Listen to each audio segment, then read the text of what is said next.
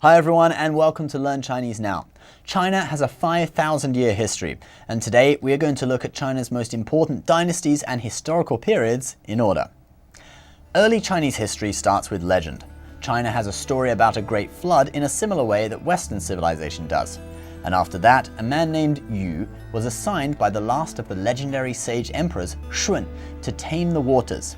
Yu dug channels to allow the water to flow out to the sea and founded the Xia Dynasty, Xia Chao, in approximately 2070 BC. Many historians view the Xia as a legendary dynasty, since no archaeological sites in China, believed to be Xia, have yielded written records to confirm that they belong to the Xia Dynasty. China's next dynasty is the Shang, Shang Chao. The Shang are believed to have ruled from about 1600 to 1050 BC. A feature of the Shang is the bronze artifacts that have been discovered.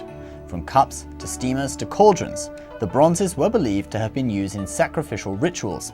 These bronze artifacts got progressively bigger throughout the dynasty as technology improved.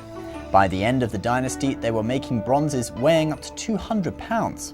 It is during the Shang that we see the earliest style of Chinese writing, the oracle bone inscriptions, Jiaguwen. These are pictographs written on turtle shells that Shang kings used for divination. After the Shang degenerated into what is regarded as a period of decadence and low morality, a frontier state called Zhou rose up and conquered the Shang, starting the Zhou dynasty, Zhou Chao. It was during the Zhou that the idea of the mandate of heaven, Tian Ming, came into being. A king or dynasty could only rule if they maintained heaven's favor. If a king acted tyrannically, heaven would give warnings in the form of natural disasters. If the king failed to heed these warnings, the dynasty would descend into chaos. For the first half of the Zhou dynasty, heaven seemed to be on the Zhou king's side, but the dynasty did eventually descend into chaos, beginning the Spring and Autumn and Warring States periods, 春秋战国. Although it was chaotic, it was during this period that a series of philosophers emerged, the most famous of which, Confucius and his teachings of filial piety and the 5 Confucian virtues of Ren, benevolence, Yi, justice, Li, rituals, Zhi, wisdom, and Xin, faith, would dominate the next 2,000 years of Chinese culture. During the Spring and Autumn period, 722 to 481 BC, the Zhou king's power waned and feudal lords started making and breaking contracts, taking hostages, and taking up arms. By the second half of this period, the Warring States period, 403 to 221 BC, the Zhou king's power was reduced to close to zero, and states started conquering each other one by one until just 7 states were left. It was then that the Qin state in the west saw an opportunity and rose up to conquer all other 6, unifying China once again under the Qin dynasty, 221 to 206 BC. The rulers of the Zhou dynasty had been called kings, Wang in Chinese, but the Qin's ruler invented a new term, Huangdi, or emperor, a title which all subsequent dynastic rulers would use. This first emperor of the Qin, Qin Shi Huang, was a brutal ruler. He solidified his unification through a unification of culture, unifying weights and measures, written language, currency, and even the width of roads throughout the empire. Maintaining local currency or weights and measures was an act of treason. The Qin emperor is thought to have buried 460 scholars alive in a mass grave as a warning against defiance. After the Qin emperor died, he had over 7,000 terracotta warriors buried with him to protect him in the afterlife. This became one of the most famous relics from the Qin dynasty. But the harsh reign of the Qin didn't last long. After the first emperor died in 210 BC, the empire destabilized. 202 BC, the Qin dynasty was defeated by Liu Bang, who founded the Han dynasty, Han Chao, sometimes referred to as China's first golden age. The Han dynasty adopted Confucianism as the state philosophy, almost doubled its territory, and developed trade with Central Asia and the Roman Empire along the Silk Road. It was a 400-year period of prosperity. After the fall of the Han dynasty in 220 AD, China would remain divided for several centuries. Immediately after the Han fell, China entered the Three Kingdoms period, 三国时期, 220 to 265 AD. This was a period of battles between 3 contending powers. It is the subject of the classic Chinese book Romance of the Three Kingdoms, 三国演义. Eventually, the Wei state, with twice the population of the other two, prevailed and unified China, starting the short-lived Jin Dynasty, Jin Chao. However, the Jin Dynasty was far from a period of stability. Palace intrigue led to a civil war between 291 and 306. The end of the Jin Dynasty's control over all of China came when Xiongnu tribesmen had settled in northern China and proved hard to govern. They decided to attack the capital Luoyang in 311 AD, and they attacked Chang'an in 316 AD. For the next 100 years, North China became a battleground, and many citizens fled southwards to Nanjing, where the Jin had set up a government in exile. 420 to 589 AD is known as the Northern and Southern Dynasties period, Nanbei Chao. China was divided between North and South. Throughout this whole period of division, Buddhism, which had originally been introduced to China during the Han Dynasty, increased in popularity. By the year 477, North China had over 6,000 Buddhist temples, and South China had close to 3,000. Some Confucianists criticized Buddhist monks for not providing heirs to their family. However, Buddhists argued that having a member of the family walk the path to enlightenment brought blessings to all their relatives.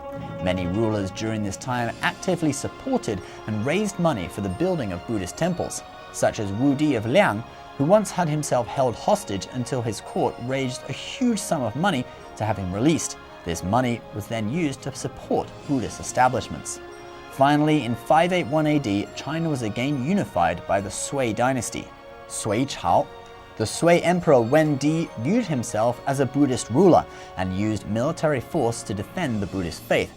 Him and his successor had ambitious plans to rebuild China, but this took its toll on the populace. Over 1 million men were called up for military service in a campaign against Korea, for example. It was only 4 decades until the Sui dynasty was overthrown. The victor of this rebellion was a man named Yuan, a cousin of the second Sui emperor, who founded the Tang Dynasty, Tang Chao, in 618 AD, and would rule as Emperor Gaozu before abdicating to his son, who ruled as Emperor Tang Taizong, and so started China's Golden Age. The Sui dynasty had started the civil service examination system based on the Confucian classics. The Tang expanded on this, setting up schools, issuing state versions of the Confucian classics, complete with commentaries. China now had a political system based more on merit rather than hereditary privilege, apart from the position of emperor. The Tang capital at Chang'an was very cosmopolitan. The city and its suburbs had around 2 million inhabitants, the biggest city in the world at the time.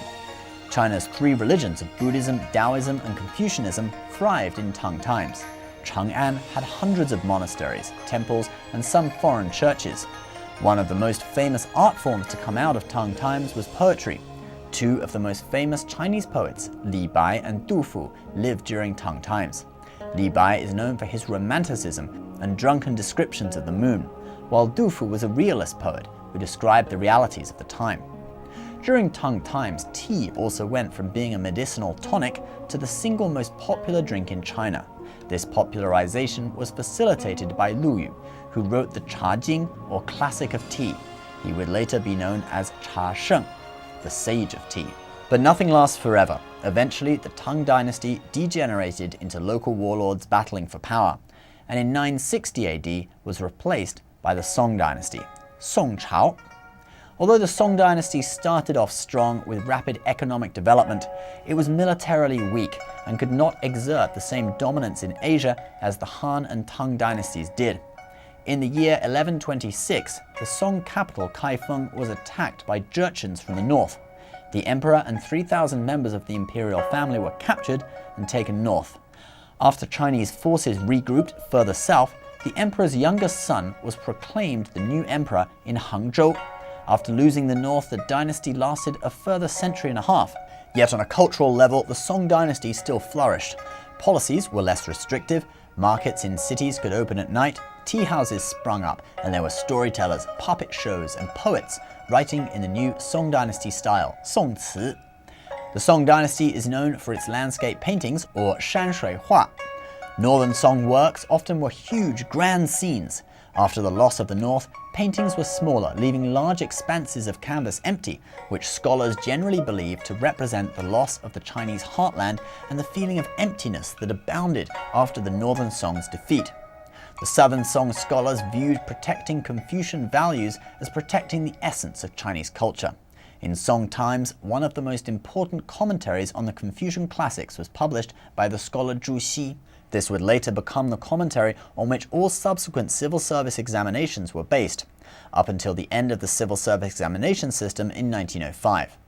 Even at the beginning of the Song dynasty, there was already a foreign state existing on territory to the north which had once been part of China. This was the Liao dynasty, Liao Chao, formed by the Khitan people around the fall of the Tang dynasty. It lasted from 907 to 1125 AD. Not only did the Liao dynasty have a Chinese name, but also took on the Chinese imperial hereditary system, in contrast to the Khitan way of electing the chief of the clan. This dynasty started a trend of foreign rule that would eventually unite the whole of China under the Mongols. After the Liao was the Jin dynasty, Jin Chao, also called Da Jin or Great Jin. This was the dynasty which defeated the northern Song and pushed the Song imperial court south. It was founded by the Jurchen people whose descendants were the Manchus that later founded the Qing dynasty. The Jurchens first defeated the Liao and then turned on the Song. Having incorporated Chinese military experts into their army from defeated Chinese cities, they laid siege to Kaifeng, the Song capital. The city was defended by 48,000 troops with crossbows and flamethrowers.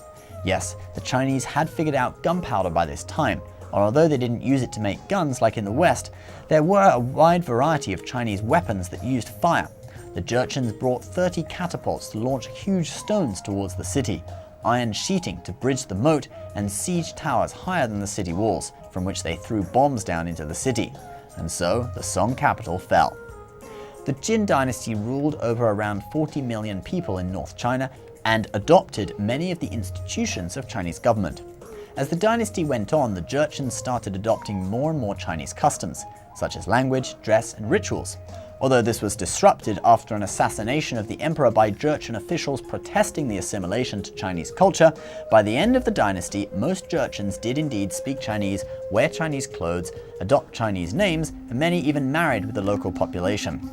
In the late 12th century, there arose another contender for the rule of all China, the Mongolian ruler Genghis Khan. Although the Mongol conquest of the Song started after Genghis Khan's death, Genghis Khan started what would become the largest contiguous land empire in history, stretching all the way from Korea to Eastern Europe. It was Genghis's grandson, Kublai, who led the conquest of the Song. The Jin dynasty had already been defeated, and in the year 1271, Kublai moved his capital from Mongolia to Beijing, which at that time was called Dadu. This year marks the start of the Yuan dynasty, Yuan Chao. Like the Liao and the Jin, the foreign invaders adopted a Chinese name for their empire. The conquest of the south took some time, however. The Mongols had to build a fleet of boats, engaged in a 5-year siege of the city of Xiangyang in the Yangtze Valley, and after crossing the Yangtze in 1275, the Song Empress Dowager managed to summon a force of 200,000 to fight the Mongols. But the Mongols were a fearsome enemy, and after slaughtering the entire population of the city of Changzhou, the Song Empress surrendered. The Mongols finally defeated the last Song loyalists in a naval battle in the year 1279.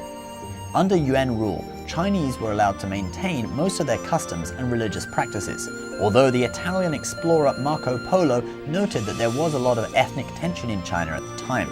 Different races were subject to different taxation laws and were placed in a hierarchy. For example, a Chinese would be subject to severe penalties for fighting against Mongols, but a Mongol could get off with a mere fine if he killed a Chinese. Chinese were also forbidden from owning weapons. But at this time, China was considered the center of the world. Chinese culture was superior, and the emperor the son of heaven. The Yuan emperors kept Chinese advisors and reinstated the imperial examination system in 1315, although they did have quotas to make sure ethnic Chinese, especially citizens of the former Song, were outnumbered by Mongols and other races in the government.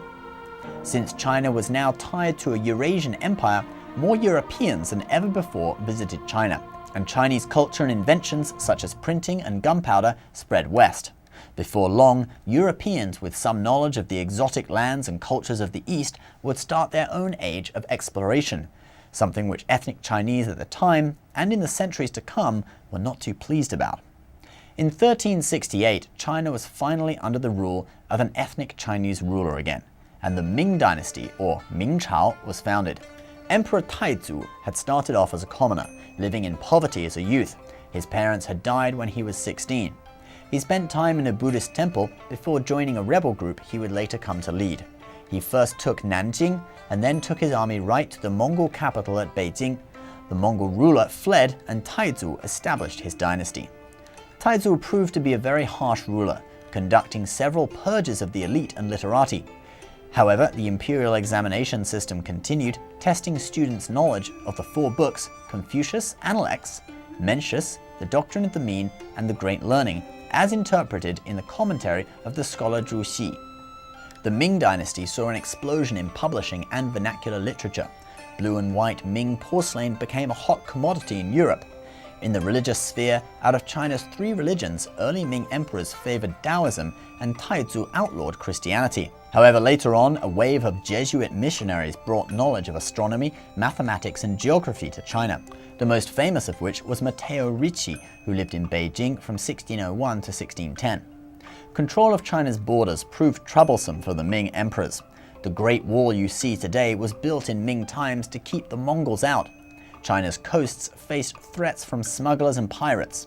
China's naval power increased substantially during the Ming. The explorer Zheng He was dispatched by the emperor to go on several voyages looking for tribute states for the Ming Empire. Zheng He got as far as the coast of East Africa. Despite the Chinese distrust of foreigners, many Western powers had become major maritime forces in Asia, and international trade with these foreign powers flourished, although the Ming always regarded the foreign powers as mere tribute states and limited them to trading posts without access to the Chinese interior. But by the 1600s, despite positive economic growth, the Ming government had grown too large and expensive. A drop in temperatures during this time led to a shorter growing season and a famine between the years of 1627 and 28. Gangs started ravaging the countryside, and the state didn't have the financial resources to react.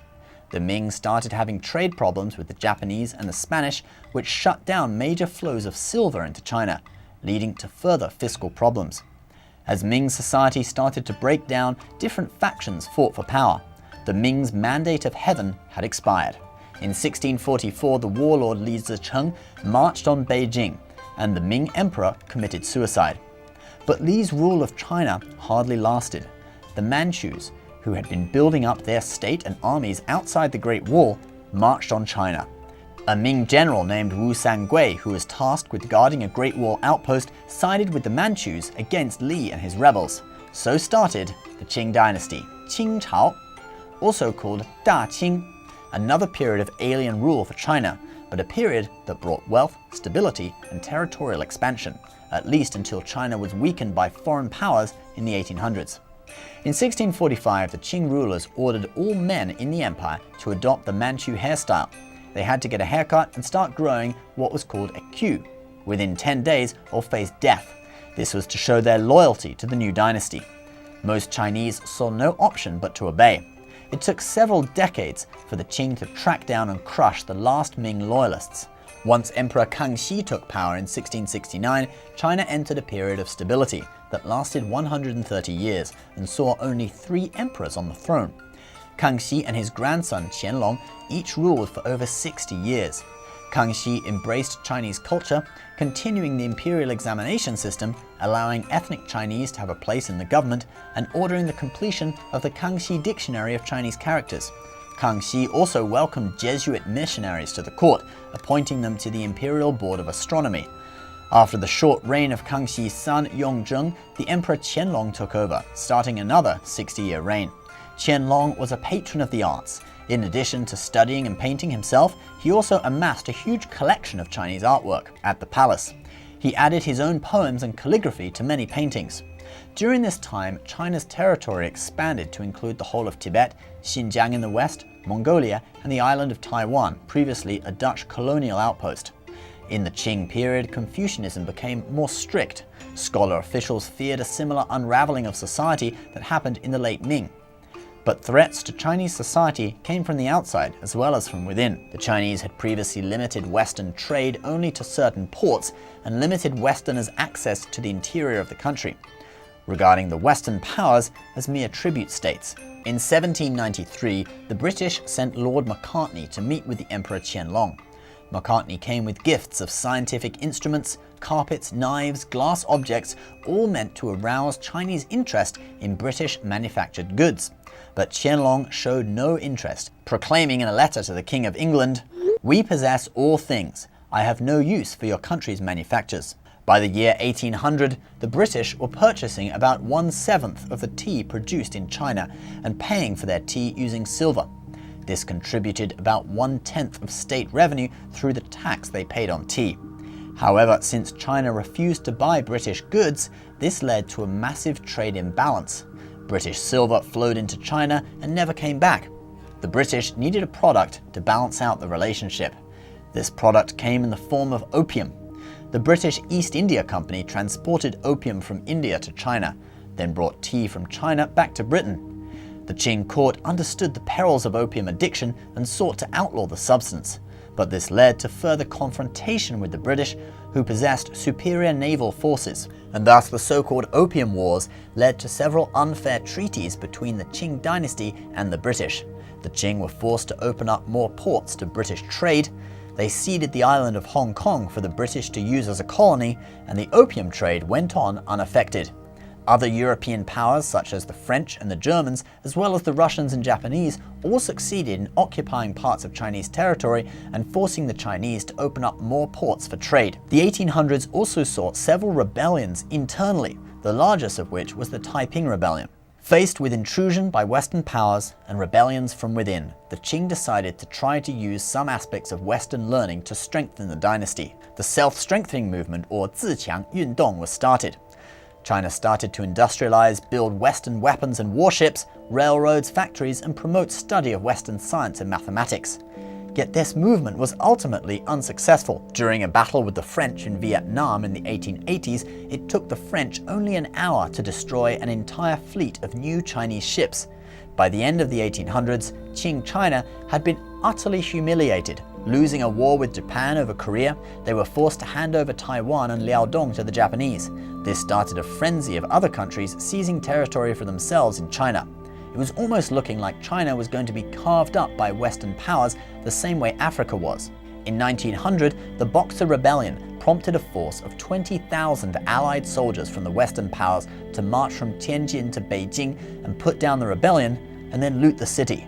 The Qing were ordered to pay twice the government's annual revenue as repatriation to the Western powers. Amazingly, the Qing managed to hold on to power into the beginning of the 20th century. But change was inevitable. In 1905, the centuries-old system of imperial service examinations was abolished, and a modern Western-style school system was set up.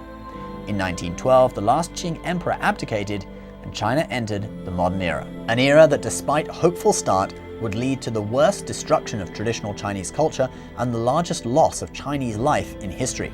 Scholars today look back on the imperial examination system based on Confucian values as one of the most advanced political systems in history.